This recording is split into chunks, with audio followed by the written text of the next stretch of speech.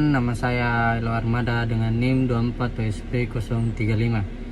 Di sini saya akan menjelaskan tentang pembangkitan listrik sampai penyaluran ke konsumen. Listrik merupakan kebutuhan utama dalam kehidupan modern. Energi listrik yang digunakan oleh masyarakat tidak muncul secara langsung, tetapi melalui proses panjang yang melibatkan berbagai sistem dan peralatan kelistrikan. Secara umum, proses penyediaan tenaga listrik dimulai dari pembangkit listrik, kemudian disalurkan melalui sistem transmisi dan distribusi, hingga akhirnya sampai ke konsumen. Pembangkit listrik adalah fasilitas yang berfungsi untuk mengubah energi primer menjadi energi listrik. Energi primer tersebut dapat berupa energi mekanik, energi panas, energi kimia, atau energi cahaya, tergantung jenis pembangkit listrik yang digunakan. Jenis-jenis pembangkit listrik. Yang pertama, pembangkit listrik tenaga uap atau PLTU, pembangkit listrik tenaga air PLTA, pembangkit listrik tenaga gas PLTG, pembangkit listrik tenaga surya PLTS, dan pembangkit listrik tenaga panas bumi PLTP.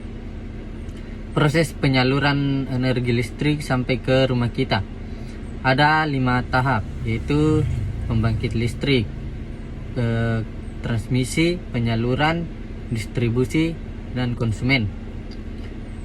Transformator step up atau penaik tegangan.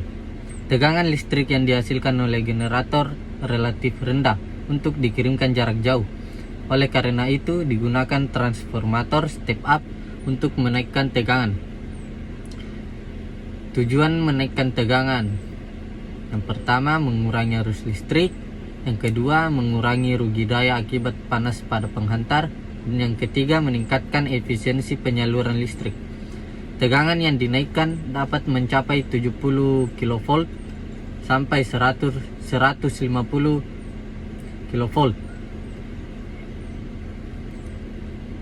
275 kV hingga 500 kV, tergantung kebutuhan sistem transmisi.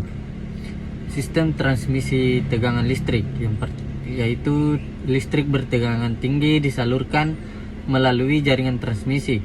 Jaringan ini berfungsi untuk menyalurkan listrik jarak jauh dari pembangkit menuju pusat beban menggunakan saluran udara tegangan tinggi dan menara transmisi. Gardu induk atau step down. Setelah sampai di dekat pusat beban, listrik masuk ke gardu induk penurunan tegangan. Di sini, tegangan tinggi diturunkan menjadi tegangan menengah agar lebih aman untuk proses distribusi. Jaringan distribusi. Sini ada transformator distribusi.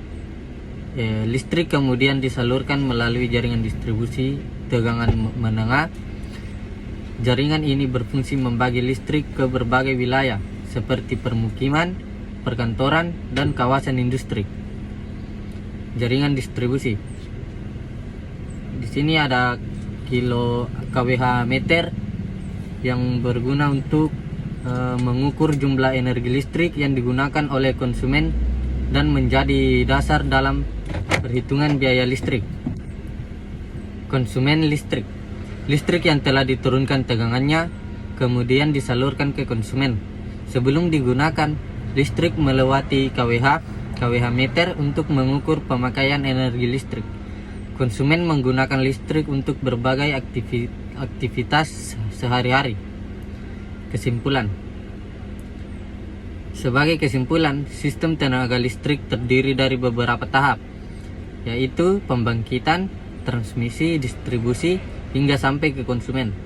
Setiap tahap memiliki peran penting agar listrik dapat digunakan secara aman, andal, dan efisien. Itulah tadi penjelasan dari saya. Kurang lebihnya mohon dimaafkan. Assalamualaikum warahmatullahi wabarakatuh.